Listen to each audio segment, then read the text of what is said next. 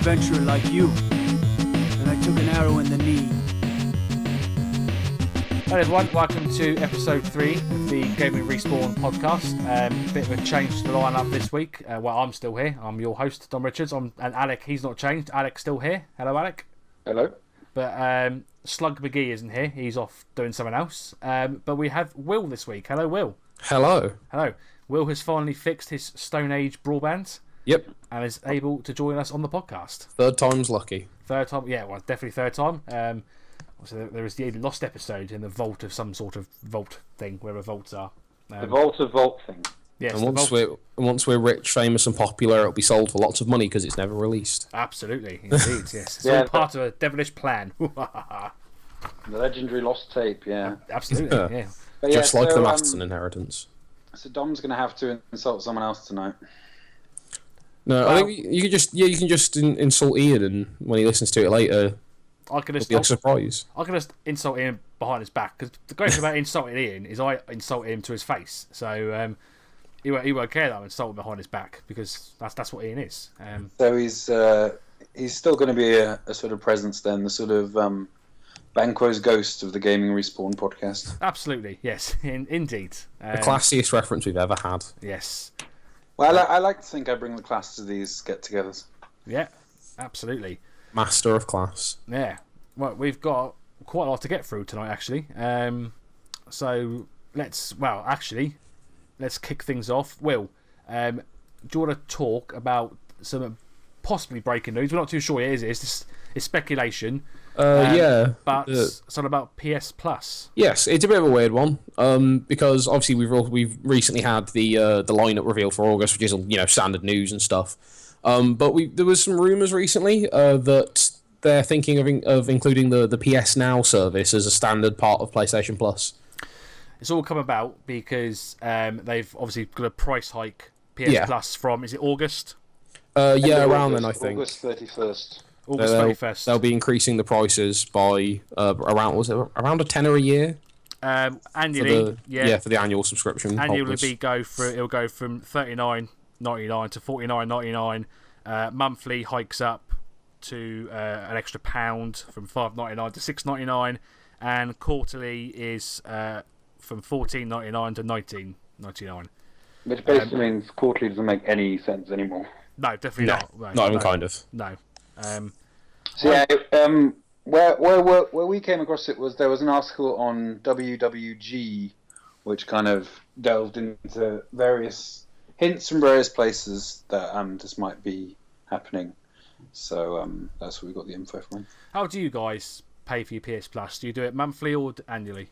We have a sort of limited cash flow in my house, so I tend to get it monthly, and there are a few months where I can't really afford it. I mean, obviously for me, kind of on a month-to-month basis, the price hike isn't too big of a deal. Going from paying £6 to £7 is annoying, but because it's monthly, it'll be a lot harder to notice. And it's only really an increase of £12 a year, whereas it is slightly cheaper to do it it's only an increase of £10 a year for the annual holders, but for me it doesn't seem too bad. No, I do my monthly as well, just for the sole fact that I just want to pay £40 out in one go. I'd rather. I know it works out more a year, but I'd rather just do that. Yeah, monthly bills over yearly expenses. Yeah, Alec, how about you? I think I was doing it quarterly, but I'll probably do it annually now.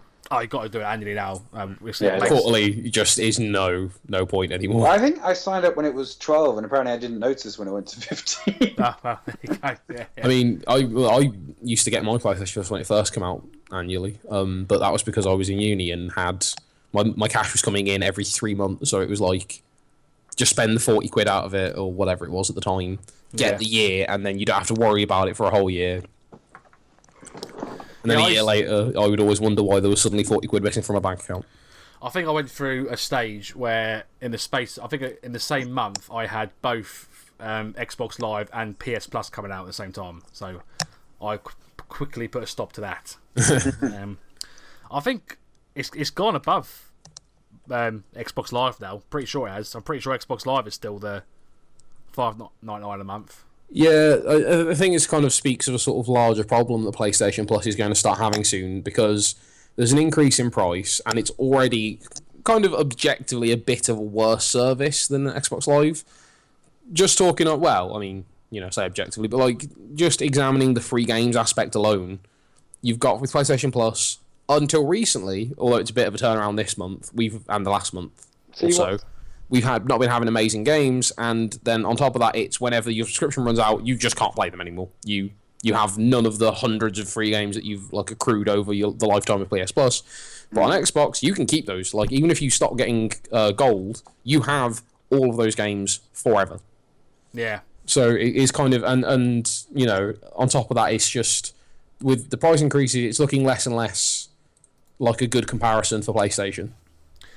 Yeah, see, I never had PlayStation Plus when I still got the PS3, but when the PS3 was the main console. So before the days of the PS4, I never had PS Plus for the sole reason I looked at it as just a shitty version of Xbox Live. So I'd much rather pay for Microsoft's service. Generally, didn't have too many problems. Obviously, there was times where it did go down, and that was literally the end of the world. Sort of trying to log on to the Call of Duty 4 multiplayer to be told Xbox Live was down for a weekend. I think I nearly killed myself. So, but generally, Dom Richards there. Eh? Perspectives, Dom Richards. Absolutely, exactly. Yeah. But generally, sort of Xbox Live doesn't really have many problems. Well, to my memory, which is not very good, I have to say, I can't recall any hacking for the Xbox Live. I think there's been like very minor cases here and there, but for the most part, it tends to be on an individual basis, like having your account stolen. Oh, yes, things like that, yeah, but not like the PS Plus. I don't think that they have anywhere near as bad a security. But in defense of PlayStation here, Sony haven't been a computing company for the past like 3 decades. No, yeah, so that is true. Yeah. They don't have the kind of the history of having to deal with internet security. But apparently that's part of the reason. Was it DGM was saying that that's part of the reason they're increasing the prices is in hopes of increasing their cybersecurity a bit more. I think people will be willing to pay a little bit more money to be 100% secure on the PlayStation Network. It's to the point where I don't have my card details stored on it for the sole reason I don't want to risk it. But I do. Yeah. I do on the Xbox. So it's a complete pain if I ever want to buy anything off the PS Store. I've got to always manually input all my stuff, my details again. Yeah, I can understand that because I have literally had my account stolen and then sold by people on one of those sort of dodgy sites before, and I know this because the person who bought my account sent me a message on Facebook saying, "Did you sell your account? Because I bought it thinking that you were trying to sell it, and it doesn't look like you were trying to sell it." I'm like, "Yeah, no, I wasn't. Can I have it back?" Oh God. Yeah, and that I didn't have access. Well, I had access to my games, but what they tend to do is they'll switch the primary. So right. I mean, a PlayStation to a different one, and so that they can sell it to someone else, and you don't have access to your games. So like, obviously, me and my girlfriend both use my PS4, and she couldn't play any of my games because without it being the primary, they tried to do that to stop sort of game sharing being a thing. Right. Oh, yeah. Christ. But so obviously the prices are going up, that's fact. But I think if they include PS Now in that price, I think it becomes a very, very tempting offer. We talked about PS Plus PS Now last week. We said it's at the moment it's a fucking rip off. £13 a month to play a bunch of shitty old games. Pretty much that's it in a nutshell. But if it's included in your PS membership, then brilliant. Yeah, I mean, damn. I mean, I trialed the service when it was still quite new. I don't know if I did in the end. I was originally intending on writing something for the site, and the service was quite impressive. I mean, it wasn't perfect, but it was impressive considering that no one else yet really has a game streaming service running that well. So Xbox do they? The Xbox have they've just launched it. It's game. Oh Christ! we had this last week. I remember the fucking name of it. Game something. Game something. Yeah. Game Pass. Game Pass. Game that's Pass. it. Oh yeah, Game Pass. I remember Game Pass. But yeah, I mean, obviously, back when I reviewed it, that wasn't a thing. But yeah, that's the point. I suppose is the people are starting to catch up. Yeah. So they need to capitalise. They should have capitalised on their advantage by making it a more attractive service when it mattered. But yeah, there's kind of little clues kind of hinting at this PS Now thing. Like apparently they're prepping the 5 firmware update for the PS4, which you think would do something significant. And in a survey that they asked people, they were specifically asking about PS Now and stuff. So, okay. But that's what the article went into. There are basically, if you kind of dig into it, there are various little hints that suggest, at the very least, it's something that they're thinking about. I mean, who knows if it'll happen or not, but it would seem to make sense on kind of multiple levels. And they're also into promoting it on the PS Now page on the PS Store for the first time ever. It's on the PS Plus store. It's popped up. So yeah, all these hints. I mean, I'm skeptical for now that it's going to be happening because it seems like they've increased the price kind of PS Plus by £1 a month. But isn't PlayStation Now like a £12 or £10 a month service? It's $12.99. Yeah, exactly. It seems like an insane, unless they're just making no money from it. They're not. Well, the article very much suggested no one's using it. No, one's signing they've. I can't remember a bit of bad news here, but I can't remember exactly what was said. But I'm pretty sure they were cutting down on something with PS Now. Oh, sorry, that was it. They're cutting. You can't access it via the PS3 anymore. Or PS3 or the Vita. You see now the PS3, I'm like, whatever. The Vita, that upsets me because I've only had a Vita for not very long.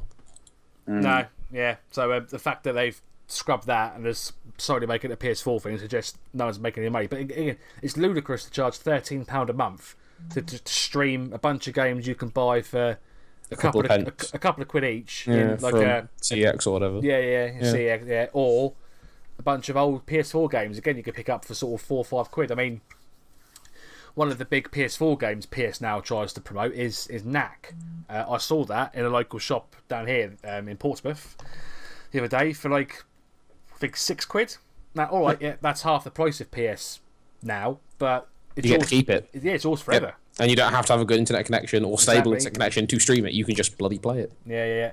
So I think the idea in principle works, but I don't think, in practical terms, I don't think it's a very good idea. I think that one of the biggest draws of it is almost certainly the fact that it allows you to play PS2 and PS1 games. Well, PS2 and PS3 anyway. I don't know if it does let you play PS1 games. I don't remember now. I think they're going to be adding more PS1 games to the PS Store, so I would imagine that they'll probably add them to Now as well on PS Now. Yeah. That's I think that's a big draw for people is that backwards compatibility isn't going to be a thing because PS Now exists pretty much, and now if PS Now becomes more widely available to people, it makes a lot more sense because people who kind of want to play these older games will now be able to. It's like for me, for instance, was one of the first things I booted up on PS Now when I got my trial was Darksiders 2 because I played the first one recently. I was like, I just wanted to play that. But there's a bunch of PS2 games and stuff that I both own or want to own that I would love to play, but no backwards compatibility. So it'll be nice to see it if it happens. Yeah, it would make sense it being Sony's response to backwards compatibility, even if that doesn't, even if we talked about the usage of backwards compatibility before, but just in terms of the PR war, I think they need to respond in some way to that. Yeah. Because, it is kind of looking like they don't give a crap about their back catalogue when you compare it to Microsoft's efforts. Whether that's true or not, that's kind of what it looks like. I mean, so Sony have always been a bit strange, but it has in the recent years seemed to get very, very interesting with its responses as a sort of corporate entity. Like, there was a few cases like they were doing a cross-play with, I think it was 2 games. It was just Rocket League and Minecraft. And for months and months and months, everyone was like, we're going to have compatibility. PC, Xbox One, and PS4. You'll be able to play with your friends on different consoles, on different services. It's going to be great. And then when it came down to it, time for it happening, Microsoft were like, well, you can on Xbox and PC, but Sony won't let us play with them for some reason. And Sony just didn't respond as far as I remember at the time. and it was pretty mental, really. They went a bit kind of crazy in recent years after the whole PS3 sort of era. They've gone a bit mental on how they respond to sort of fan outrage or fan demands. Yeah. Yeah, well, we'll see. It's going to be an interesting couple of months, I think. I have to wait and see. When's the PlayStation Expo? That's coming up, isn't it? I'm not sure. Not what it's called, but yeah. No, it's not what it's called. No, it'd be the big Sony press conference thing. The Is it PlayStation Experience? yeah, otherwise known as PSX. I got some of it right. So. Yeah, that's coming. It's like 4 days from now. Well. I thought. Okay, so we could probably expect big announcements then. Yeah, probably. Hopefully. So only well. Well, I mean, there's a list here if you want me to. If anyone wants me to mention them, not of all of them presumably, but some of the announcements they're planning on making or showing off. Yeah, absolutely. Yeah, run through some. Okay, well, they're going to do everybody's golf, which I'm not sure if any of us care about. No, not at all. Next. Interestingly, Ni no Kuni 2. I'm interested in that because I love. Interestingly for Will.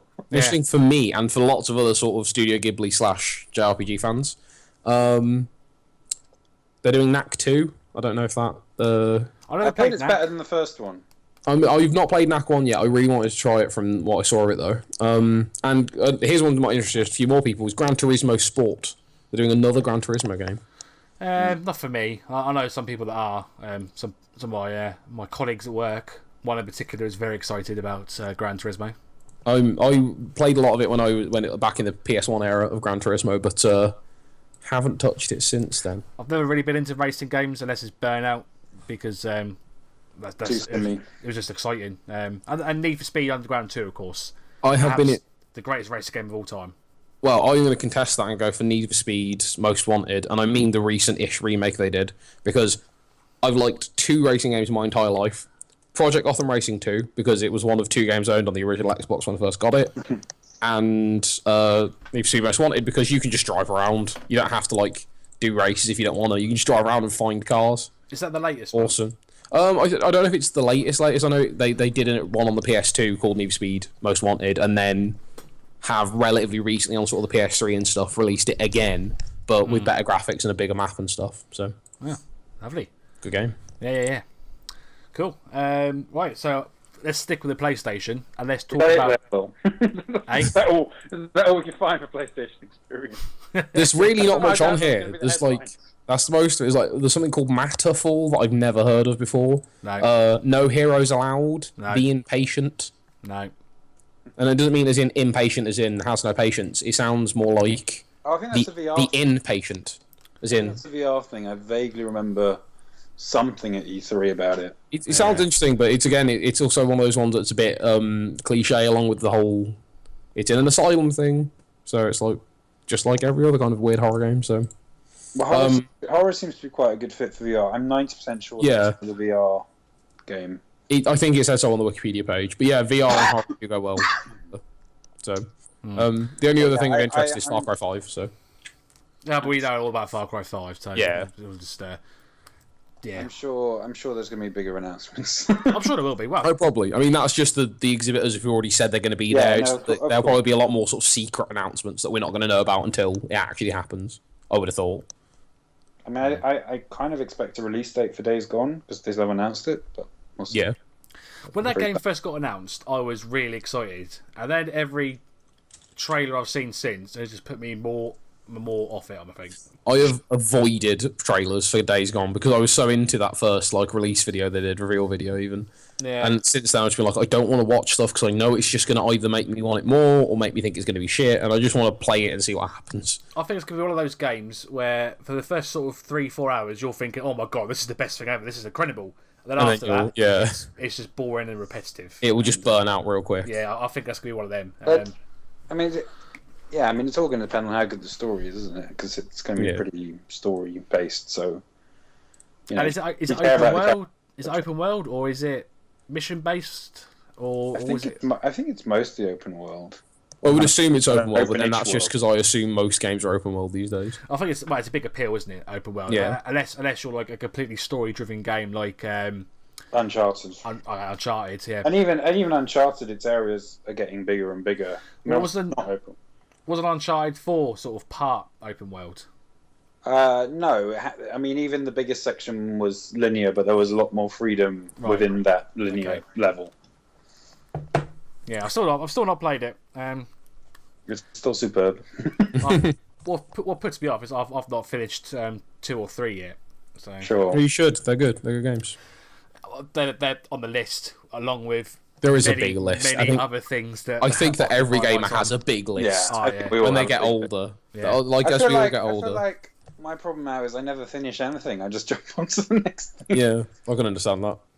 Especially when you sort of, obviously we're writing for a game site and you're trying to keep up to date, and unless you did literally do this full time, it's very difficult to kind of. Yeah, I mean, it's like I could be really excited about a game, and I'll be like, oh, I'm going to get in this game to review for like the site, and then I'll like burn myself out on it for like 4 or 5 days, and then write the review up, and then I'm like, I don't want to play it anymore now because I've played it to death. Yeah, I get that a lot.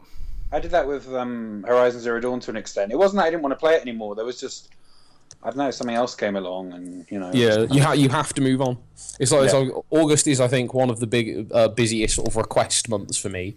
So I might end up having like 3 relatively big reviews to get done in the space of like 3 or 4 weeks. I am going to possibly be dead by the end of it. We'll see what happens. This, ladies and gentlemen, is the perfect example of first world problems. Us moaning that we've got too many video games to play. many free games. Exactly. Yeah, big time. Speaking of free games and sticking with the PlayStation theme, the lineup for this month's free PS Plus games is nuts. Like, it is insane. Yeah, I am wondering if we've finally reached like the point in the cycle where there's really good stuff in the back catalogue that's old enough that they can release it. Because I feel like before there wasn't anything that was reduced enough, or not much stuff. So I'm wondering if now we've kind of reached the point where they've got a big selection of stuff to choose from, and there's like a lot of titles that could fall in, whereas before it was almost like everything was too new because I know the console was too new in a way. I think it's definitely going that way. I mean, last month was Until Dawn. Yeah. Oh god, I'm looking forward to that. And that's not even that old. That was only it's only a couple of years old. That game is brilliant. But I think you did it, didn't you, on the Halloween special last year? I did. I may have screamed a little bit when a wolf jumped out at me. But yeah, no, I really, really enjoyed the game. And then they had Telltale's Game of Thrones as well, which is also... They did. Also awesome. Yeah. I think that was sort of the big problem when PlayStation Plus was transitioning to the PS4, and I noticed it a lot myself, was with the PS3, by the time PlayStation Plus rolled around, there was already a lot going on in that back catalogue. Yeah, I'm hundreds of games. wondering if now we've reached that point with PS4, because it takes a few years. I think that's possibly it, is that this is why they're now making that push. They're increasing the price, but they're also going to start make sure we've got really good quality games going, and then maybe adding that PS Now as well. That's maybe why they're doing it, is because it's a good time. Because I am super excited to actually play Just Cause 3 properly. I am right there with you. I've played the first 2 probably hundreds of times in my life, and I love them both, and the third one just looks insane. Well, I had it originally. I think I bought it when it was relatively brand new. Didn't play much of it. Then something else came out, and then because I wasn't playing much, and I wanted this other game, I think I traded it in, thinking I'll pick that up another time when it's like a tenner on a second-hand shop. And now, thank you, Sony. It's free, but I think it's definitely the biggest game so far, because it's still insanely popular. Like, there's loads of YouTube videos because of how crazy it is. It's always on Twitch quite regularly. It's a very good example of the kind of like game design where instead of trying, like in sort of a Call of Duty sense, to have kind of very controlled, big, impressive set pieces, they've kind of just made a game where crazy things can happen, and it's up to the player to make those things happen. Pretty much, they've got here's a world. Here's a world full of shit and explosions. Here's some stuff. Yeah. Make stuff happen, people. And then Well, Alec, you reviewed it, didn't you, for the site? I did review it. I wrote I think it ended up being like a 3,000-word love letter. It was one of the first things I wrote for the site, and it was before I kind of realised that I didn't have to write about every single aspect of the game I wanted to talk about. So I literally did write about every single aspect of the game I wanted to talk about. So yeah, if anyone wants an incredibly comprehensive dissection of Just Cause 3, there is my review on the site. And yeah, I absolutely loved it. I gave it 100. which I think I would still stand by, because there's something about it which is just kind of an insane amount of fun, and there's just like a really good feel to it, and some of the like the way the mechanics feed into each other is really clever, and just like that thrill of flying in this wingsuit, kind of pulling yourself along with this grappling hook. There's just a real kind of pure thrill to it. Like it's probably the most thrilling form of open world navigation I've come across. It's so much fun that, you know, it has cars, it has bikes, it has planes, it has helicopters. Chances are you won't use any of them because you can parachute, hook shot, and yeah, basically you can sort of surf along in your wings and pull yourself along like a sort of paramilitary Spider-Man. And then there's all sorts of stuff to do in this open world, and it looks really beautiful. I mean, the worst part of it is probably the story missions, because they feel kind of limiting in comparison. But that was very much the same with Just Cause 2, in fairness, is that everything outside of the main story missions was pretty excellent, and then the story missions themselves weren't bad, but they just weren't as good. What's the name of the protagonist? Is it Rico Rodriguez? Rodriguez, yeah. Insane. Generic Latin American name. Yeah, very generic. He looks slightly less generic in this one. Like he's not got slicked back black hair and stuff. He's got a bit of stubble. He looks like they went a bit Max Payne 3 on him, to be honest. I don't. Yeah, a little bit. Well, the story is quite interesting because the whole idea is that he's coming back to his homeland to sort of liberate it from this General Di Ravello, who's this sort of very megalomaniac sort of Mussolini type figure who likes building enormous statues of himself, which you then tear down with great aplomb. But that's one of the really nice things about liberating villages. I feel like all the things you're told to do make sense, like taking over the police station and taking down these speakers so you silence his propaganda, and taking down the statue as a kind of visual symbol of the way you're eroding his power. And then, of course, when you do it, you raise a flag and all these fireworks go off, and you sort of wonder, do they just have all these fireworks lying around just in case somewhere is liberated? But it's quite a nice visual effect. And you really get this sense that he's working with the people, and he's not just, you know, this sort of one-man army that's destroying everything. You do actually get a sense that he's helping people, which kind of, to an extent, sucks you into the world. And I thought that was really well done. Yeah.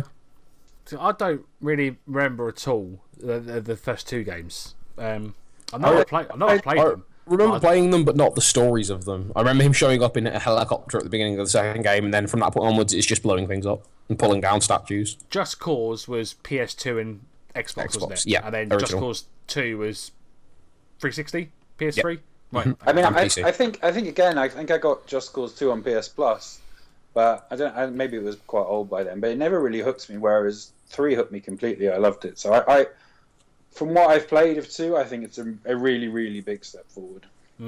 So we highly recommend everyone picks up Just Cause 3. Most because it's free. Why wouldn't you? And or at the very least, you know, hit that purchase button so it hangs around for whenever. Yeah, even if you don't want to play it now, you might as well just say, "Hey, I'll grab you later." I don't think a lot of people know you can do that, because I've been talking to a few people about about PS Plus games, and they say, "Oh, I'll get them occasionally, well, if I fancy it." But I'll say, "Don't you just press?" Yeah, exactly. So I do that with everything. As soon as you're like, "Here's a game I'm never going to want to play in my entire life," I'm just like, "Purchase." Fuck it, it's free. You know, yeah, you might as well. Yeah, exactly. So I don't think that's quite a widespread. I mean, it probably is. I mean, there'll be some fucking troll, I imagine, commenting, going, "No, everyone knows this. You're a noob." Well, if anyone doesn't know, yes, that's what you do. You go into PS Store, you press purchase, and then you can download it at your leisure. You don't have to download it now. Later. You don't even have to think about it. It's just in your account now. And any trolls are going to call us filthy casuals. You can fuck off. So yeah.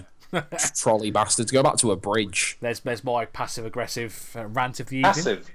Well, it's quite Active or just aggressive. aggressive. Yeah, it's quite passive for me. It's quite tame. I don't want to see active aggressive from you, Dom. I really don't. No. It's, moving on swiftly. Are we going to talk about the other one, or just the other like 4 or 5 games in the list? Well, we can mention the other one quickly if we have to, back in Assassin's Creed, but yeah. You tried to skirt over it, didn't you? No, not at all. No, definitely not. No. Yes, no. Let's talk about Creed. That's fine. What is it? Which one is it? Freedom Cry. Assassin's Creed Freedom Cry. Is that Is that the one when Assassin's Creed was it? 4. Fuck's sake, was it 4? No, 4. Yeah, it was. When 4 came out, this still came out on the PlayStation 3. Is that right? No. Okay. I don't think so. Because it's based on the story of Black 4. Flag. Yeah, because Black Flag Shadow of Generations. It might. No, I think that was. I think it's Rogue you're thinking of. Rogue, that's it. I knew one came out for the current gen, but didn't, and then they didn't release it. Apparently, Rogue is a really interesting game. Like you play as a Templar and stuff, and it's like sort of in the I've heard Canadian Arctic. Oh, actually, yeah, no. Now that I think about it, my fiance started playing that a while ago. I don't really know how far she got into it. I don't think she enjoyed it too much, but so that would be kind of interesting if they ever brought it to PS4. I mean, who knows if they will or not. But no, as I think I was going to say, Freedom Cry is the story of Adewale, who's the freed slave who acts as your sort of captain, your quartermaster in Black Flag. So it's kind of the story of, I think, how he became freed as a slave and kind of led some sort of slave uprising. Well, I mean, it probably isn't that because that's actually happened in Assassin's Creed 4. Like, he's freed by by Kenway. All right. He's in the ship's hold with Kenway, and they escape together. Is it Assassin's Creed 4, or is it just Assassin's Creed Black Flag? It's Assassin's Creed 4 Black Flag. Yeah. Right, okay. I know it's the 4th game in the series, but I just didn't know. Well, it's not the 4th game in the series. No, it's like the 7th bloody game in the series, or like 8th or some shit. The 4th. The 4th numbered game. Yeah, the main release. I don't count like the mobile version or. No, but the thing is, they did all these Ezio ones which didn't have numbers. Yeah, they were like it's like Assassin's Creed 2, and then they were like, yeah, exactly. Oh right, yeah. They just released a bunch of games without basically, I think numbers, but with subtitles. I think they thought because it was still Ezio and it was still kind of continuing that timeline that it wasn't like a new number. Basically, when they shift settings, it's a new number. Although I think they've dispensed with numbers entirely now. Right, it's Origins, isn't it? So I imagine they started. Yeah, but it was also Syndicate and it was also Unity. They didn't have numbers either. Oh right, okay. Oh, fair enough then. Oh, so right. I think the last numbered one was 4, was it? Well, must have been because Unity's technically 5, I guess then. Yeah, and Syndicate would be 6, and this would be 7. But then, not if you count. If you all count of the others. All of the others. If you count the sort of main releases, if you like, I think this is 10th or 11th this year. That's just ridiculous. There's a lot. There's a lot of Assassin's Creed games. There is. Yeah, there are. Oh, right. And what are the PS3 options for PS Now this week? This month. PS Plus. PS Plus. One of them is Super Motherload, which is a sort of flash game from back in the day from Miniclip. Cool. You play a robot, you dig and mine resources. It's a bit repetitive, but you can play it for hours without realising it, so it's relatively good in that regard. And again, most importantly, it's free. And it's free. It is indeed free. Yeah. The other one is called Snake Ball, and I have no idea what it is. I'm looking into it now. That is just a complete remake of Snake from the Nokia. I mean, it actually does seem to be that. Which I think is donning your disco shoes to glide across the dance floor on a hover snake, apparently. There you go. Oh, wow. So, and that's the Vita choice, isn't it? I'm not actually. The 2 Vita choices are Downwell and Level 22. Oh, okay. Again, I don't know what Level 22 is. I'm not 100% sure, but Downwell is a game that I can entirely recommend. I've played it to death. You can get it on phones for like a couple of quid as well. It's awesome. You play a man with laser boots jumping down a well. It's fantastic. Well, that's what you need. What more do you want from a game? Exactly. Yeah, jumping down wells with laser boots.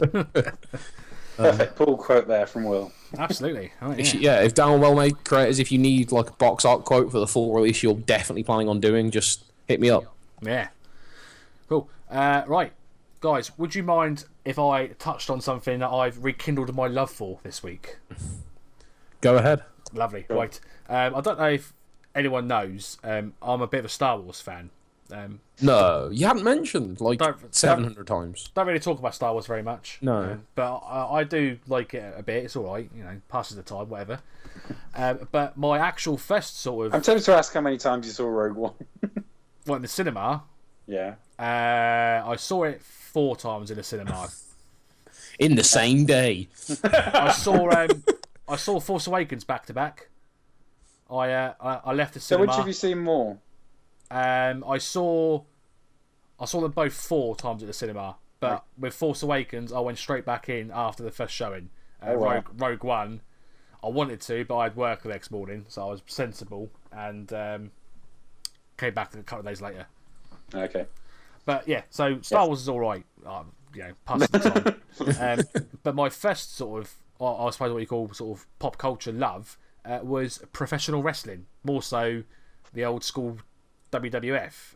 So I've been a fan of wrestling for, I am old as fuck. I'm 29 now, so I've been near on 23, 24 years. I've been obsessed with it. This year though, or the last year, I've completely lost interest in it, and I've only watched one pay-per-view up until my recent rekindling of it, and that was Survivor Series last year when Goldberg beat Brock in like a second. There's various reasons why I stopped watching it, mainly because the main product in WWE was shit. Time constraints, I suppose. I couldn't be bothered to keep watching hours and hours of shit where I could be doing other things. So I just completely stopped.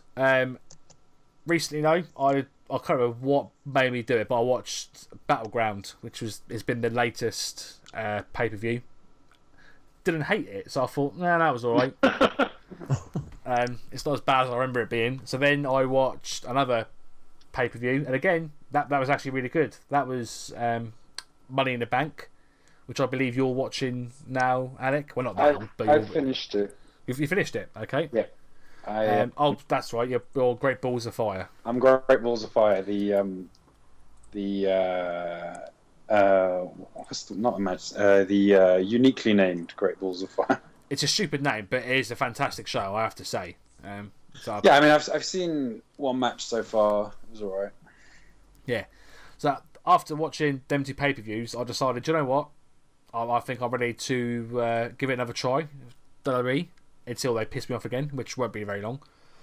So I've resubscribed to the network, and I've caught up in the space of 5 days. I've watched the 6 pay-per-views I needed to watch, various other bits of television. I've caught up with various YouTube videos and all that sort of stuff, and so I'm fully back in love with pro wrestling. So everything is right in the world. And because I've been replaying 2K17, WWE 2K17 that is, and it's all right. I spent 2.5 hours editing the game so it's got the brand split for the universal mode. It was a fucking ball ache. It's still not perfect because obviously the game wasn't designed to have the brand split, but it's workable. It's passable. To the point where I've never bothered. Just going back a bit. So during your mega binge, what do you think was the best match? The best match? Yeah. I think I'll have to go with. I don't think you've seen this yet. I don't want to talk too much about it, but the Hardys versus Sheamus and Cesaro in the 30-minute Iron Man. Yeah, that's on Great Balls of Fire. That's on Great Balls of Fire. Yeah. So I don't want to talk too much about it, but I think in terms of spectacle and what went on in that match. It was really, really well put together match. I also really enjoyed the ladder match in Money in the Bank, the main event. That had some great spots. Yeah, because you watched Mania as well, didn't you? I've seen Mania, and to be quite honest with you, that was a really, really good Mania. Very strong. I just remember it going on like incredibly late. Like by the end, I was so knackered. But that ladder match was really cool. That was really good. Yes, when they came out, obviously I knew obviously they were back. But the reaction was incredible. It has to be one of the loudest WrestleMania reactions I think I've ever heard for two sort of what you would call this point last year, two washed up drug has-beens. Really, it's only been recently Matt Hardy's rekindled his career with this broken Matt Hardy gimmick, and Jeff's always has been just a mess, but it's good to see them sort of getting themselves back to where they should be, and already they're a lot more successful than the Dudleys ill-fated return, which was that was just bad booking. I think that was the start of my decline for WWE, was the way the Dudleys were booked. They brought him back with such massive hype, and then nothing. But I think the nail of the coffin was their treatment of Gallows and Anderson. Yeah. I was big fans of them. I also think like because WWE doesn't because it tends to be quite patterned, and because it's got a very kind of distinct style. You almost need a break from it occasionally, because it can just to kind of refresh yourself from it, and so you don't see the same thing all the time, because it's not like they're not constantly bringing new people up, and it does tend to be the same people on top. So if you just have a break from it and then come back to it, then it doesn't seem quite so predictable, because you're not kind of immersed in it. Well, that was my feeling anyway. I'm not sure. Yeah, I can definitely see that. Yeah. Because at the moment, I'm not really hating Roman Reigns that much yet. I still hate him. I'm not sure I hate him. I think he's the wrong. I think he's the wrong person for that place, and I think he's. I mean, to be honest, I think what they're doing with Baron Corbin annoys me far more than what they're doing with Roman Reigns, because the guy's so inexperienced and just hasn't. He's not anywhere near where he needs to be for that level of push. He needs more training. He needs, to be really honest, I think he still needs to be in NXT. Well, the fact that he's 6'8" is giving Vince McMahon the biggest boner ever, and that's why he's getting pushed for. That's always the same as Braun Strowman. I mean, that guy has improved a million times compared to what I saw him last time I was watching wrestling. I mean, the match with Roman Reigns at Great Balls of Fire, brilliant match. Obviously, he's not going to be. Yeah, I mean, I saw an earlier one. I think they did a pre-Mania one. Was it that one that was very good? It was in the first few months of the year. I think they just had a straight match, but it was really, really good. They've had some really good matches in that rivalry. Yeah, I mean, Braun Strowman obviously is never going to be your Shawn Michaels quality worker, but for a big guy, he's really good, and he is. He's probably a Diesel quality worker. He's better than Diesel. He's better than Nash, because he's not hurt himself walking yet. So no, true. No, I mean, I wasn't following it too closely, but I imagine he went on the road with someone good, and they, I think something's happened, because obviously that's usually how people improve. From what I was seeing, sort of when he first got brought up, for the Wyatt family, compared to now, someone has had to have. Sort of take him under his wing. I'm going to suggest Kane, possibly, because obviously he is the best big guy ever in the history of wrestling. Many people may go for Undertaker. I go for Kane. In terms of work quality, not spectacle, not character, not anything like that. Just I think just the quality of the work. I think Kane. No, I mean Undertaker's also a very good worker. I don't know, absolutely, yeah. I'll take away from Taker. He's brilliant. It would be quite close. I'm trying to think if there's anyone else who comes to mind, but I don't. Bam Bam Bigelow. Bam Bigelow was incredible work. He was insane definitely. For a man that size. What he used to do. Oh, just big. I mean, obviously. Samoa Joe's a fantastic worker, but he's not quite the same. No, I wouldn't class him as a big guy. Well, in terms of obviously mass he is, but yeah, I would say no. He's nowhere near sort of 7 foot or anything. No, well, I would say a big guy would be anyone 6'8" and over. That's what I would class them as. There's a Hogan. Hogan was 6'6", and I don't class him as a big guy. No, certainly not in that era. I mean, it depends on the era as well. Yeah, definitely. Yeah. Big Show in WCW. He was when he was the Giant. But to be honest, he had some very good runs in WWE as well. I do think. I mean, I think he definitely got stale, but I mean, he had some great matches through his career, definitely. Yeah. So I've been back in love with that, and it is good. 2K17 is all right, but what I want to talk about mainly, wrestling video game wise, is TEW. Have you heard of that? No. Not a clue. No. Have you heard of EWR? No. No. Okay. Right. This is the easy one. Have you heard of Football Manager? Yes. Right. Imagine that, but wrestling. Actually, sounds quite interesting in a weird sort of EWR was a very basic program. It was released back in 2004 by the genius that is Adam Ryland. And basically, you're just the booker of a wrestling company. You can choose to be your WWE, your TNAs, your Ring of Honors, all them sort of people, or you can create your own company and start from scratch. And basically, you choose the matches, you hire the wrestlers, you push who you want to push, and I don't even want to try and work out the amount of hours I spent on EWR back in the day, to the point where I should have been studying for my GCSEs, I was playing EWR. So yeah, Instead of doing perhaps your not work. the greatest life choice, but I don't regret it at all because those were fantastic days. TEW was created in 2005. It's Total Extreme Wrestling.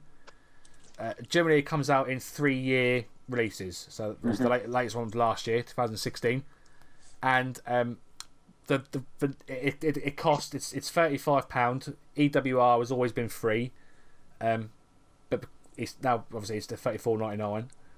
The base game doesn't come with real world workers or companies because of the licensing issues. Yeah, Sure. So it comes with a thing called the Cornellverse, which is like it's a bit like the old PES Master League thing. A bit like that. So that's gone on for many years now. So there's fans of the Cornellverse, obviously, who have grown up and know all those workers. But you can very easily mod it to have all the real wrestlers. exactly. Yeah, it's not even modding. All you got to do is just go on to the Grey Dog forums, which is the company that produces TW, and then people do all the hard work for you, and then you just download the real world update and then just stick it in a folder, and then that is it. And then you've got everyone who's real, and it's brilliant. I'm assuming it's got a very niche audience, kind of like things like Football Manager would have had. Big time. Would I'm have not had, sure do you still describe have. Football Manager as a niche audience. Well, I I mean, Isn't it a massive seller? It is to a degree, but as far as I have a friend who was so obsessed with Football Manager, he had received several emails from the people who made it because he was one of the people who put the most time into. I don't know which version of Football Manager this was, but yeah, he. And as far as I was aware, there is, it sells relatively well, but the people who play the game tend to be very sort of small-ish groups for the gaming industry who play it forever until like the next one comes out, and then they switch to that. As far as I'm aware, that's basically it. Like, it will get picked up and bought by a few people, but really there is like a very hardcore part of the audience out there that is very kind of small and niche who they rely on for most of their money. yeah, I mean, Anyway. I know a lot of FIFA players and obviously and PES. I know very few Football Manager players. Yeah, I think I I'm literally know not- that I'm one. I'm not saying it will be at that level at all, but I'm looking at sales now. I imagine it sounds like it is quite popular in sales wise, but I think generally it is a niche sort of game. And, I think it's got a lot bigger recently. I think it didn't start out like that. I think it started out incredibly niche, but I think it's kind of got more and more popular as time has gone by. It's like fantasy leagues have been a thing and stuff. And to answer your question, Will, yes, TEW is a very niche game. There's well, obviously it's popular amongst the sort of I don't want to sound elitist and fucking all that sort of stuff, but it's very popular amongst the smarky wrestling fans. You know, the guys that are obsessed with how the backstage works and how creative works, and sort of they've gone beyond the ring to sort of be a bit cheesy. But your everyday wrestling fan, definitely not. No, it's on the face of it, I suppose it is a bit like Football Manager. It is a bit boring because it is just clicking buttons. Yeah, but if you're into it, But if you're into it, which I am big time, then you could just lose your life in it to the point where, well, at the height of my EWR obsession, I had notebooks upon notebooks of notes and ideas for matches and all that sort of. I got completely obsessed. we're going to get into a sort of niche trifecta at some point when they release a kind of Magic the Gathering manager where you manage the kind of World Tour series of that, and about 4 people will play it. I don't know what any of those things are, so I can't really comment, I'm afraid. You don't know what Magic the Gathering is? I've heard of it. I don't really know what it is. It is the card biggest game. trading card game in the world. Oh, okay. I've never really played cards. I played Pokemon a few times. Does that count? I mean, it's made by the exact same company, so I'm going to say yes. Okay, so it's I think it's a bit like sort of Pokemon crossed to, I don't know, Lord of the Rings or something.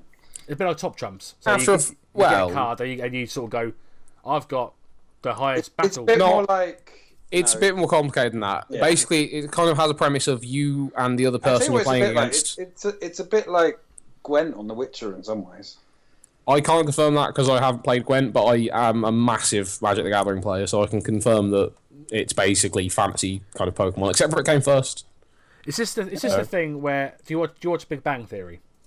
I have seen Big Bang Theory, yes. Is that the one where they take the piss when they're in the comic book shop and then Stuart tries to sell him some expansion pack with like 2 new extra things, and they all say we ain't buying that, and then they do.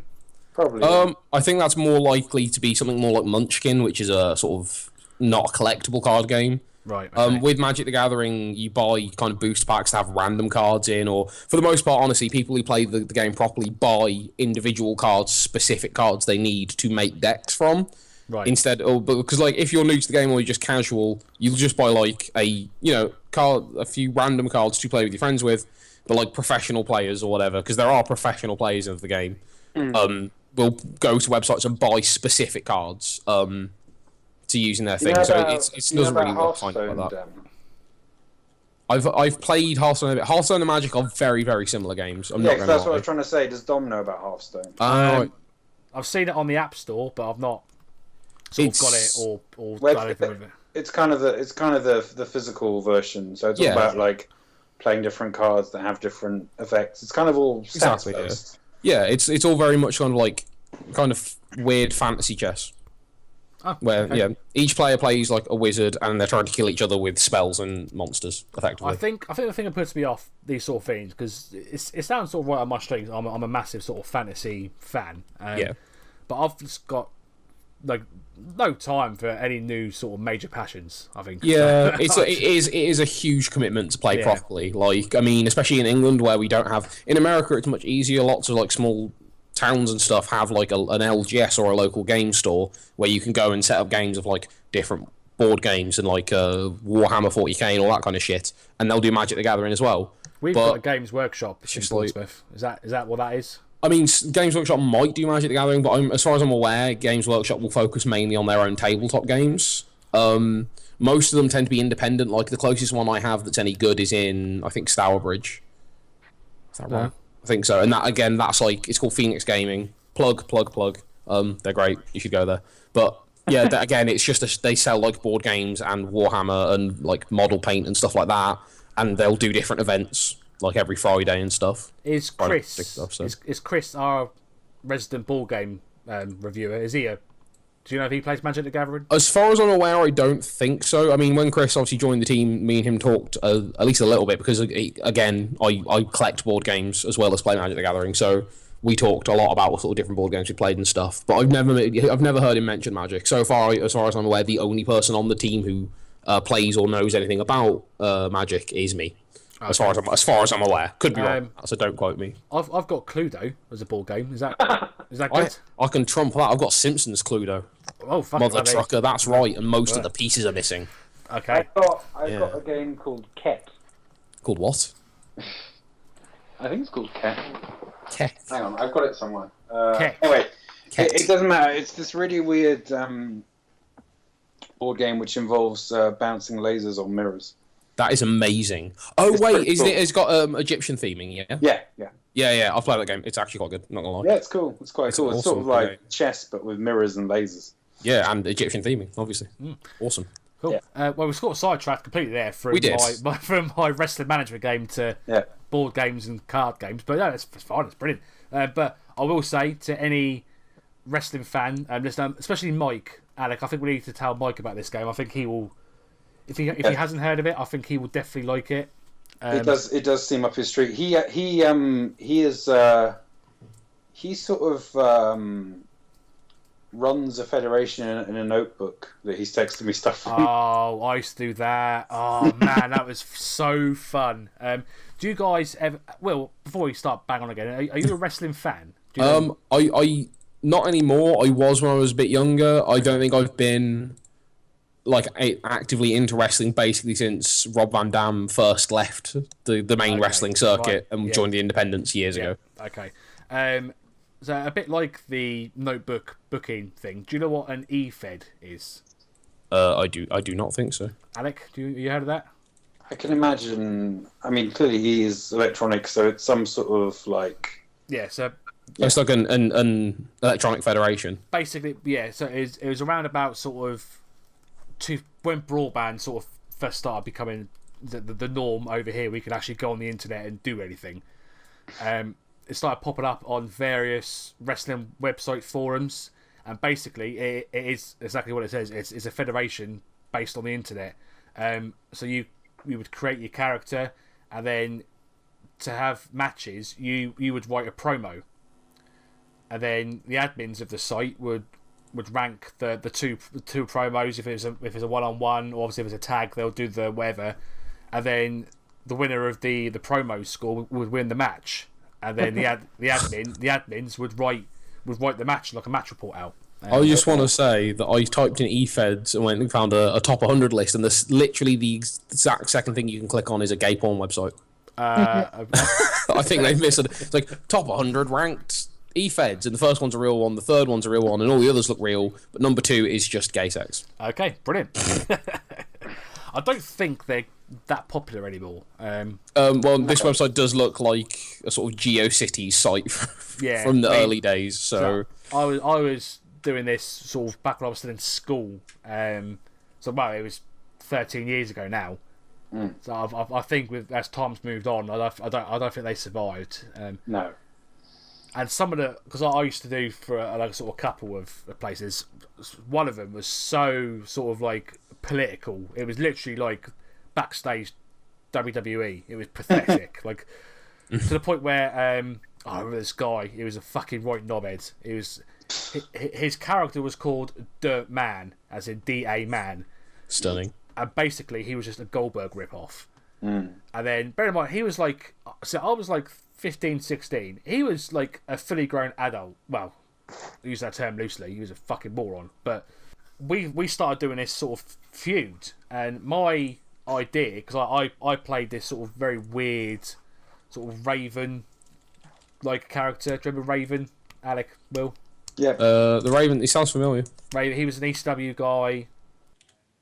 He had sort of long, greasy hair, wore leather jackets, weapons. Yeah, but he's before. Oh yeah, I recognise that dude. Before he became a bit sort of emo.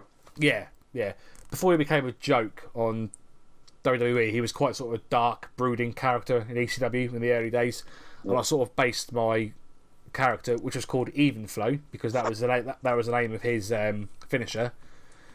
I sort of based it on him, and then we've done this scenario where I kidnapped this guy, and sort of I wrote out the promo where obviously I had him tied up in this dark room, and I was sort of taunting him, and then I can't remember exactly what I wrote because it was 13 years ago, but I sent that off thinking you never saw each other's promos until like it happened. Yeah.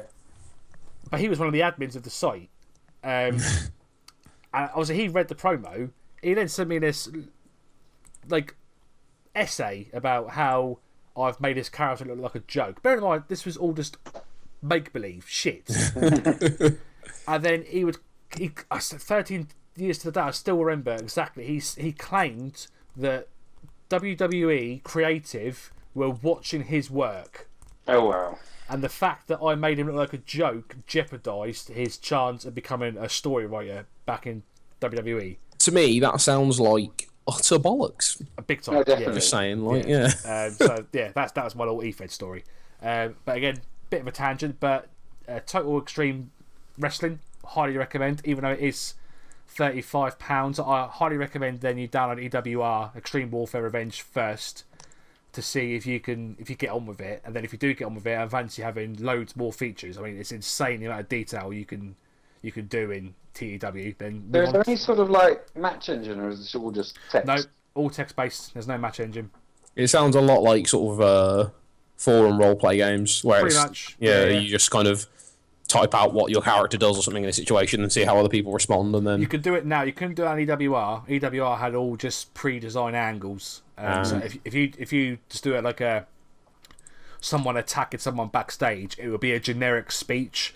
yeah. In TEW, you can actually write it yourself. So you can say, Brock Lesnar picked up a forklift truck and lobbed it at Roman Reigns' head, and his head exploded, and now he's dead. Obviously, he won't be dead, but You can write that, you can and then type what you he spontaneously came back again. Yeah, because all TEW cares about is the algorithms in the game, how it sort of works out. So you can make narrative basically down to what you want. That's pretty interesting, to be honest. It's amazing. I highly recommend it. I mean, all the older versions, I was a bit cheaper, so perhaps if you do like EWR, then check out 2013 edition, which I think is £10 from the website. But yeah, highly recommend it. You should write something, Dom. I think I will. Yeah, I think I will, because even though it's been out a year, I don't think it's, well, obviously you two haven't heard of it. I don't think it's very well known, because it is such a niche. I think I'd very vaguely heard of it somewhere, but not really. Probably just someone mentioned it on forum or something. Well, if you sort of go on Reddit and things like that, someone on like the Squared Circle Reddit, someone will have bound to have mentioned TW or EWR at some point. Yeah, I mean I don't, but I don't know. I heard it mentioned somewhere. Yeah, cool. That's my speech over with. That took. I just wanted to. Have you played Fire Pro, Dom? I have not. No. Because Fire Pro is really, really good. I mean, this was going back a bit. I think I had Fire Pro Wrestling R Returns on the PS3, and it was really. Well, it might have even been PS2. I don't know. It might have been PS2 actually, but it was really weird because somehow they didn't have a distribution deal in the UK, so I ended up ordering it from Italy because that's where their PAL code came out. Right. And again, you start off with your generic wrestlers, but you could very easily put everyone in, and it was kind of this isometric 2D wrestling game. It was based on Japanese stuff, so you got all sorts of crazy stuff like exploding rings, and you could prop sort of barbed wire in the corner. But the actual gameplay, the way you had to sort of wrestle for control, and the way everything looked that's a really, really good wrestling game. There's actually just a new version that's come out on Steam now. I mean, I'm just a PS4 guy, so I haven't played it, but fingers crossed it'll get ported, because that's a really, really good game. I've just written Fire Pro in my notebook and drawn a big square around it, so I won't forget it. So I'll be checking that out. I spent hours and hours and hours and hours on that game, because you could have save files. So I had WF, WCW, ECW roster, a load of classic guys. You can put it's got a really good character creation tool, so you can literally put whoever you want in it. And I don't know, there's just something really distinctive and something really satisfying about it, in the way that it kind of replicated the flow of an actual wrestling match. There was a kind of really nice feeling of give and take. I don't know, A, it's kind of hard to explain, and B, I haven't played it in ages, so it's a little bit fuzzy, those memories, but I just remember it being superb, and I just spent hours and hours playing it. That's it's a good thing about 2K17, and sort of last year's one as well, is the creation tools are crazy now. Obviously, the problem with 2K17 or any of the WWE wrestling games is they're always going to be out of date when they get released, because I think the roster gets locked in about sort of just after WrestleMania time. Yeah. So, but obviously between April and October, there's so much happens in wrestling. Character changes, people leave, people come in. Yeah. So I think allow that for the complete freedom they give people to create what they want. I think it's as close as you can get to sort of PC level modding on a console is the 2K games, and they're really good. Speaking of 2K, just going back to 2K17, I really didn't enjoy it though. I really don't think it's a good game. No, well, yeah, it's. Also, they removed my favourite part of 16, or was it even 15? Whichever one had Road to WrestleMania, and they made it all about this creative guy. Whereas playing out those sort of iconic moments was the most fun I had. And was it 16 that had Road to WrestleMania for all these different characters, or was that even 15? But anyway, whichever one it was, it was 15. That was really cool. Yeah, that was really cool. And then I don't think I played 16, and then there was none of that in 17. There was just kind of this character created thing, and it all felt a bit generic. And I don't know, there was just nothing to really suck you in. And the overall gameplay is just not very good, and graphically it's not very good. And my career sucks. It's just boring. Yeah, it's terrible. Their biggest mistake for me is getting rid of the showcase, where you just replay sort of the sort of past matches. Yeah, that's what I mean. Yeah, definitely, because that getting rid of that doesn't make any sense. And I think they're going even harder on my career this year, which doesn't really make sense to me. And I don't know. I'd like them to return to a more arcade style. I'm not sure that this drive for sort of sim authenticity is the right direction to go in at all. Well, the fact that Kurt Angle is going to be in this game as pre-order bonus, obviously, then he'll be on the main game a bit later on. If they don't do a Kurt Angle showcase, then that's just ludicrous, because the amount of matches and good quality matches he had in his career is just nuts. So do that. But we should move on for wrestling. So moving on from one 2K17 to another 2K17. An infinitely better one. Well, so you've been back playing NBA 2K. Yeah, I had a retro guru, Michael Fitzgerald, over down for the weekend. He came down to see me in London, and I mainly just booted up NBA 2K17 to show it off, really, because I still think it's one of the best looking games on the PS4. Like, in terms of the realism of the character models and the animation and just the whole kind of polish and sheen of it. It's one of the few games, because obviously, like, Uncharted 4 looks incredible, but it's a kind of stylized realism. You know, it's kind of cinematic realism. Whereas this is going for kind of pretty close to absolute realism, or in terms of what you see on the TV.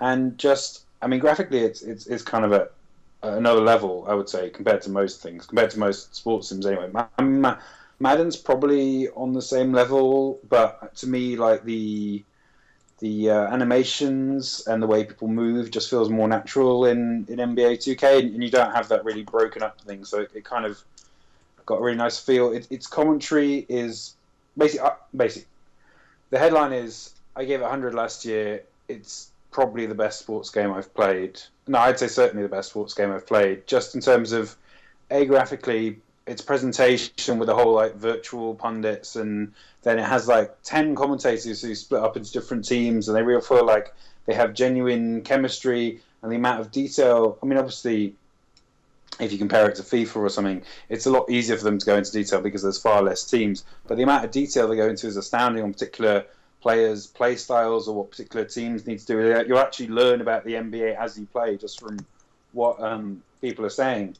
And the gameplay's got a really nice feel, and then it's got all these, like, it's got a crazy number of modes. Like, one I've been playing most is My Career, where you use a face scanning app to put your face in the game, and then you create yourself as a player, and you play a few games in the college system, and then you get drafted, and you can, like, sign different endorsement deals and do different events and the cutscenes and stuff, and it's really interesting. And Michael B. Jordan plays, like, your best mate called Justice Young, and you form this duo called Orange Juice, and you're getting, like, fake text messages from people in the game, and there's, like, a fake Twitter feed that has people talking about your achievements, and the commentators will talk about, like, you in, like, it just creates this, like, whole level of realism that's really superb. Just purely from the way you're describing it, actually makes me want to play it quite a lot. And also, I've seen the pictures of how good the face scanning app seems to work, because I think it was last week you sent those pictures, didn't you? And yeah, I did include them in the Skype chat. 18's coming out at end of September, so maybe just wait. Possibly, yeah. But it's up to you. I think it's down to sort of 20 quid, and for that, it's an absolute bargain. I got it for 20 quid on your recommendation, because I wanted a quick pick up and play game. Yeah. And I have a fledgling interest in basketball, because I used to really like it when I was in school. I used to play. Yeah, I'm not sort of a hardcore basketball fan by any means. In fact, it was playing 2K that kind of got me watching a bit of it. But I know enough to kind of understand most of the rules and know what you're trying to do. And that, I mean, I'm sure at kind of higher levels, there's all sorts of stuff about, defensive schemes and offensive schemes and all that sort of stuff. But in terms of the way I play it, I think I'm just on some sort of normal difficulty.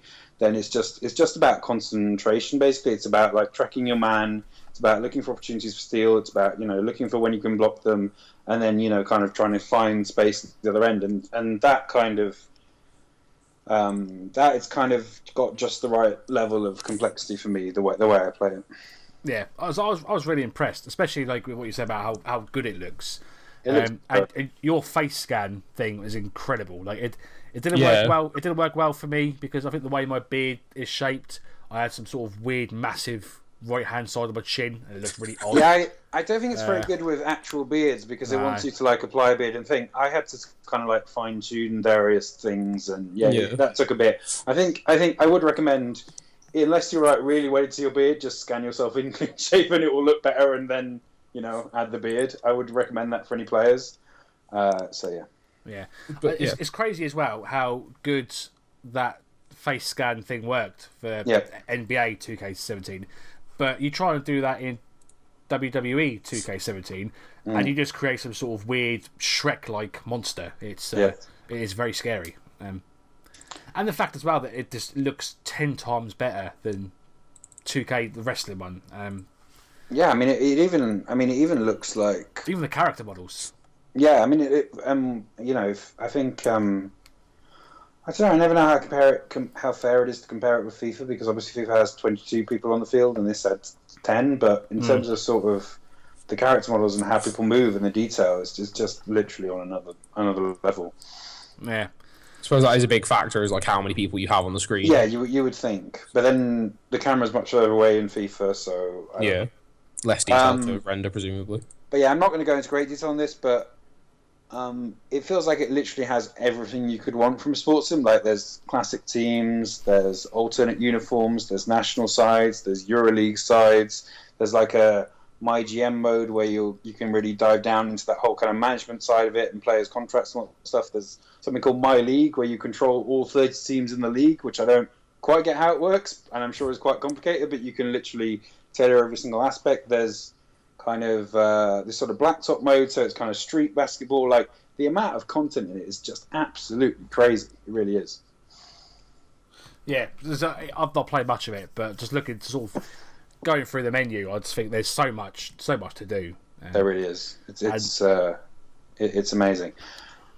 But the most important thing is the gameplay is fun because it'd be a bit pointless with all these modes if it sucked. A bit like every rugby game ever that's been created. Because so I'm not a massive fan of rugby, fair. but I mean, going way back, I like Jonah Lomu rugby on the PS1. Was that? Like I think it was PS1. I have quite good memories of that. I remember just tapping I think it was like L1 to pass up or R1 to pass down or something, and I remember you could just kind of tap. Yeah. I mean, I'm not a massive rugby fan, but I had a lot of fun with it. Yeah. Right, moving on from basketball to... I was just going to talk about what they have revealed for 18 so far. So apart from kind of stills of stuff and it pretty much looking as good as ever, they're going to bring in a kind of narrative mode to franchise, which is kind of an interesting development. So it's not just going to be kind of this clinical experience where you're sort of shifting menus around and stuff. But basically the idea is that you're a player who suffered a career-ending injury, and then you come back 6 years later, and you're kind of installed at the head of an NBA team, and obviously you're trying to lead them to glory. But there's going to be like fully rendered cutscenes with different players and different officials, and so kind of like that My Career thing, but from like the other side of it. And it just seems like they're going to do something really interesting. We're trying to insert a story into that and make that an emotional experience in the same way that an emotional and involving experience in the same way that My Career is, and have stuff kind of react dynamically and I guess to some extent cinematically to your decisions. So if they pull that off, it's going to be another string to an already fucking impressive bow. Yeah, absolutely. When's it out? September? End of September. I will be reviewing it for the site unless like someone else is massively interested, which I can't really see because no one seemed to be interested last year. I think that's pretty much my niche. Yeah, I think we all have little sections like that on the site where there's just a thing that we're all exclusively into that no one else ever seems to want. I completely... Any weird Japanese game, Will, that's you. So, well, unfortunately, yes, that is my cross the bloody bear now. Ever since I accepted one fucking Senran Kagura game. I've done a couple of like JRPGs. I've done what did I do? I done Token. Oh, I can't remember. Token 2. Oh, the Token series is quite interesting. To be fair, that was quite fun. I think I played Token Kiwami a little while back. That was quite interesting. I know something else, but I can't remember what it was. But it was odd, but it was good. Yeah, and so just to kind of wrap up my stuff. Apparently, they've gone back and looked at every. I can't remember what I think they said they were looking at the shooting like controls from every single 2K game, and they've tried to sort of add the best bits of each. So I don't quite know how they're going to, like, what effect that's going to have, but they're clearly kind of taking a really kind of comprehensive approach to the fundamentals. And there's all sorts of really complicated stuff which I don't entirely understand in terms of kind of new types of contracts they've introduced, and like a free agency moratorium, and like kind of a sub-league that you can like put players down to and have two-way contracts and new things of alternate uniforms. And yeah, it just sounds like they're kind of they're really trying to provide everything that anyone could want in terms of features and modifications and possibilities. Like it seems like they're one of those developers who really listen and take in what their community is saying and provide that to kind of try and really improve what is fucking fantastic. So yeah, it's going to be interesting. Because 17 was so good. I mean, it's going to be interesting to see if it can improve on it in a really meaningful way. That's a challenge when you make something really, really good. So in terms of 18, I'm really interested to see how they actually reshape it. And what we haven't heard about any yet is what they're going to do in My Career, but it tends to always be a kind of different story, usually with a different kind of famous actor. Like Spike Lee was involved the year before. This year it was Michael B. Jordan. So it's going to be interesting how they evolve that as well, because that's always the one that really sucks me in. I'm going to predict that NBA 2K18 My Career mode will focus on Justin Bieber. That's mine. He's not even going to be in it. It's just the story is going to focus around him. Yeah, your character is in love with Justin Bieber, and he takes to a career in the NBA, because I believe Justin Bieber is a fan of NBA. I don't know. I'm guessing. I think I've seen a picture of him once at the LA Lakers. Is it the Staples Center? Yeah. Staples Center. So to win the affections of Justin Bieber, you become a Laker. You become a basketball player, and that is going to be the story. That's you should email that to the people who make NBA. I'm going to email 2K right now and say they're actually called Visual Concepts. Okay, Visual Concepts. There we go. Cool. But yeah, my before we wrap up the 2K17 chat, I wrote about this in the review last year, but a kind of a really good example of the lengths that 2K17 went to was for every single court in the game, they went and recorded how the ball sounded when it hit the court, because apparently it sounds different in different arenas, and they recorded all the different buzzer sounds from the arenas, as well as obviously crowd noise and crowd chants and stuff. But that is a mental amount of effort to go to get it realistic. That is an insane amount of detail. And they released this crazy YouTube video where it was like doof, doof, doof, doof, doof, doof, doof. Like illustrating how it sounds different. Like they'd go, oh look, we went here, and this is how it sounds like. Oh, we went here, and this is how it sounds like. Like that was one of the craziest videos I've ever seen. So if anyone is interested on what different sounds basketballs make in different arenas, there is a video for that. There's a video for fucking everything, isn't there? So there might as well be a video for that. Yeah. Right, I'm quite conscious of the time because we've been chatting, chaps, for an hour and 18 minutes. So I think we'll wrap up very quickly, or shortly. But Will, I want to just ask you how your exploits in Dark Souls 4 is going. Dark Souls 4? Yes, well, It's Oh, I see. I just name. got what you were talking about. Yeah, some people call it Crash Bandicoot: The Insane Trilogy, but I like to call it Dark Souls 4. How are you finding that? What about Honest- Crash Souls? Crash Souls, yeah. Crash Souls is an interesting way of putting it. I have enjoyed it. I've enjoyed the crap out of most of it, to be honest. I mean, I have found a certain level that has just destroyed my sense of self. For those of you who don't know my history with the Crash Bandicoot games, I have played Crash Bandicoot, the original 3, and Crash Team Racing, and whichever game since then, since I was very young. The first Crash game and the second Crash game are games that I think I go at most a few months without playing. I play them a lot.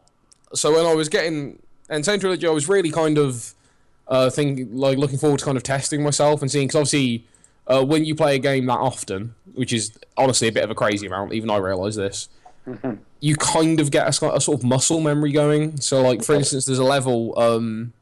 Has it invaded your dreams yet? Oh, it totally has, like every night. The good thing is I wake up screaming and forget them immediately, so it's fine. But, like, for instance, just to give an example of what I mean, there is two levels in the original Crash called Hog Wild and Whole Hog. They're both levels. You ride a pig through a sort of tribal village and smash boxes. It's a bit goofy, funny concept. Because of how much I've played the original games, I know the pattern by heart, how to get through without dying, getting every box. It's like left, right, left, left, right, and it's stupid. Is that the actual scene you just said? Yes, and that was genuinely. I'm not even joking. That was genuinely. Oh wow. Yeah. But I came to Insane Trilogy super excited to play through it. I am at 103% of the first game done, which is because they added a bonus level to it, and I have literally banned myself from playing the second game until I've got everything done in the first one. Oh wow. So but I've had it for like 3 or 4 days now, and I'm still on that first game, even though for the past 3 or 4 days I've had everything else finished, because of a level called fucking High Road. Now, Dom, you've played the game, right? I have. You have? How? Because you reviewed it for the site. I did. You did. Have you got like everything in the first game done? Did you get all the relics and everything? No, because I am not sort of an achievement or trophy person. I will just complete a level, and that's enough for me. I don't really care about. See, this is the thing, right? Is that like I'm something of a completionist. So before the days of kind of achievements and stuff, I would just get whatever game I was playing. I liked games that had a percentage completion meter, and I would get that to 100, and then that would be it for me. I'm a very lazy person. You just like play what you want with it. Yeah, exactly. Yeah.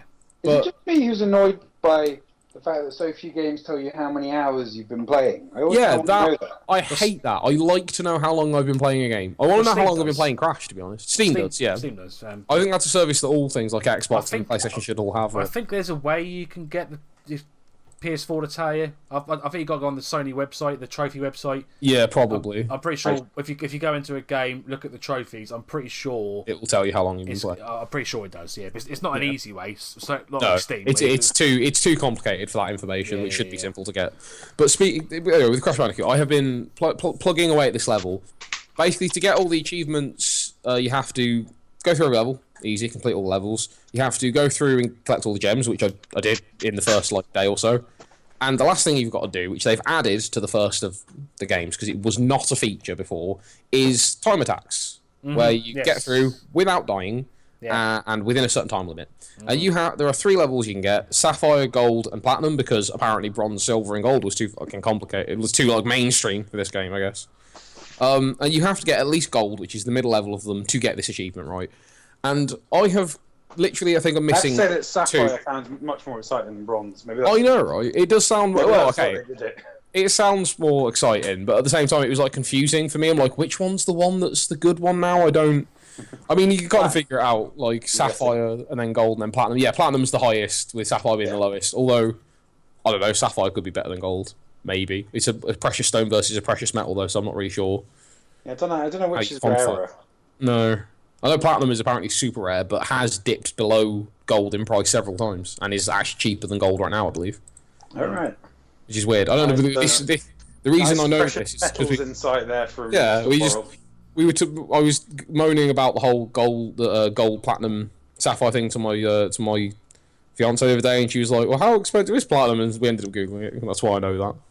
But yeah, the big thing with Crash 1, the reason that like I love it, but at the same time I'm kind of like really frustrated with it, is because they've made it easier and harder in that you no longer have to get through every level without dying and collecting all the boxes to get the gems.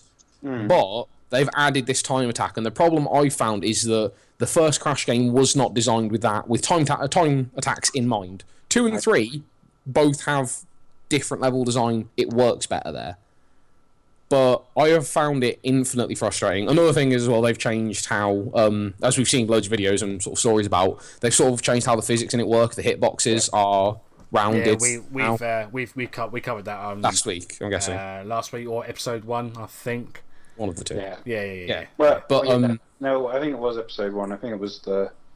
But the problem with that is that on levels like the high road, where you have to try and get, is a very, very tight time constraint, is that you have to get there and quickly as possible, and there are bits where you have to use turtles that you can like jump on that make you jump further.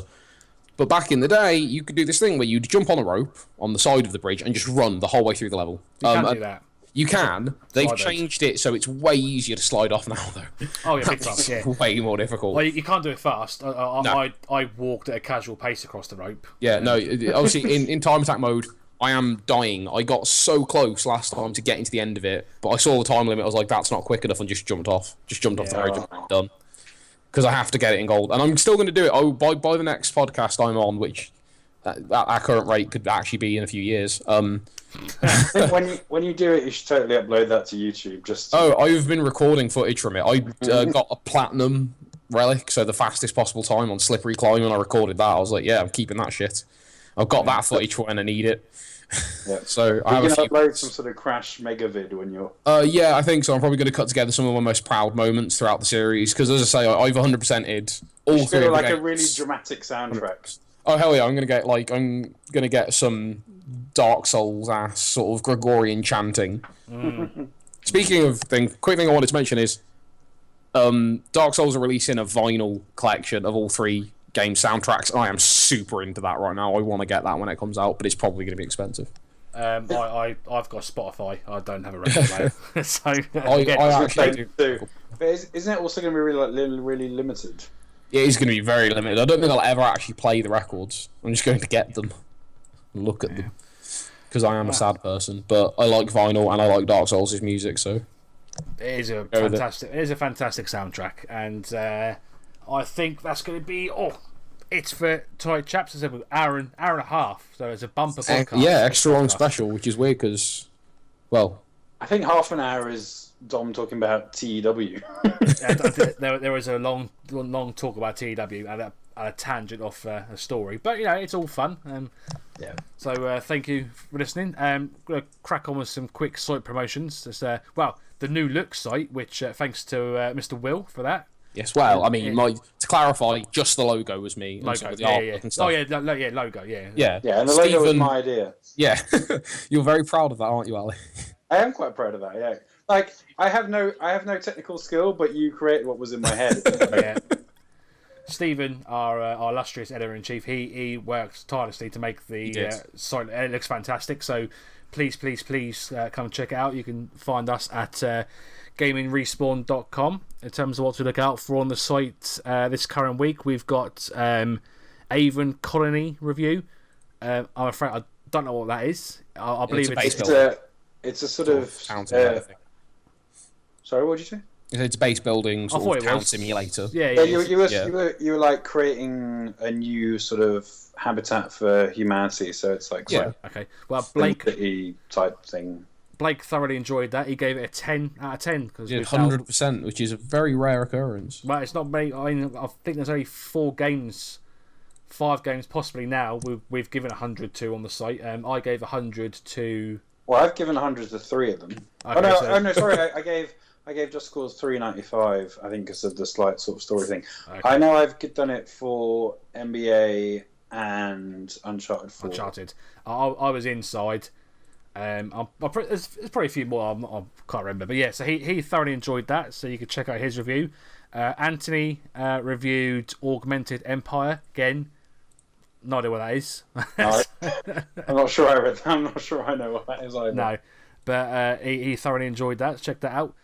This week's Retro Respawn concentrates on the top 10 matches that involved semi-active wrestlers. Yep. So you can check that out as well. Yep. Will, what can we expect for the YouTube channel this week? Well, obviously, this podcast should be out there this Thursday. So if you're watching this on YouTube, congratulations, you've preempted me. Gits. If you want a nice spinning circle on your screen. Yep. Well, actually, we're not using that anymore. Oh right. Okay. So it will be gone by the time this comes out. Maybe we'll see. So what is there going to be like? I don't even know yet. I'm still sort of like we focused. Cut all this bit out then. And other than that, we also have this Friday the second episode of my Dark Souls Let's Play, which is going to be hilarious. I may have put some sort of anime face stickers over the Capra Demon from Dark Souls 1. Okay. Well, we can look forward to that. So thank you very much for listening. You can obviously check us out at gamingrespawn.com. Gaming Respawn is the Facebook username. Gaming Respawn UK is the Twitter handle and the YouTube channel name. You can find me on Twitter if you want to at DomUndead. Alec, your Twitter, where can people find you? I'm at Alec Hawley1, and Hawley is HAWLEY. There we go. And Will, where can they find you on Twitter? I am at Mizushinzui, spelt MIZUSHINZUI. No one is ever finding it. It's fine. There are links in all the videos. Just yeah, we will just tag Will in some bits. If you want to follow Will, do that because no one's going to find him. Have I followed you? I generally can't remember. I think you have. I'm pretty sure that we have each other on Twitter. I've got to open it. Yeah, no, we follow each other. Okay, that's good. So just go to Alec's page. You'll find me. I'm in there somewhere. Yeah. Or just search WS Worrell on Twitter if you want. I guess that also works. Yeah. But yeah, we'll put a link wherever the link needs to go. Yeah, links everywhere. Links for everybody. Links for days. Indeed. Right. So more links than a Zelda anthology. Oh, very good. Very, very good. I like that. Right. So that's goodbye from me. Goodbye from Will. Goodbye. And goodbye from Alec. Goodbye from Alec. And thank you. See you next time. Bye-bye. Bye-bye. Bye. What's wrong?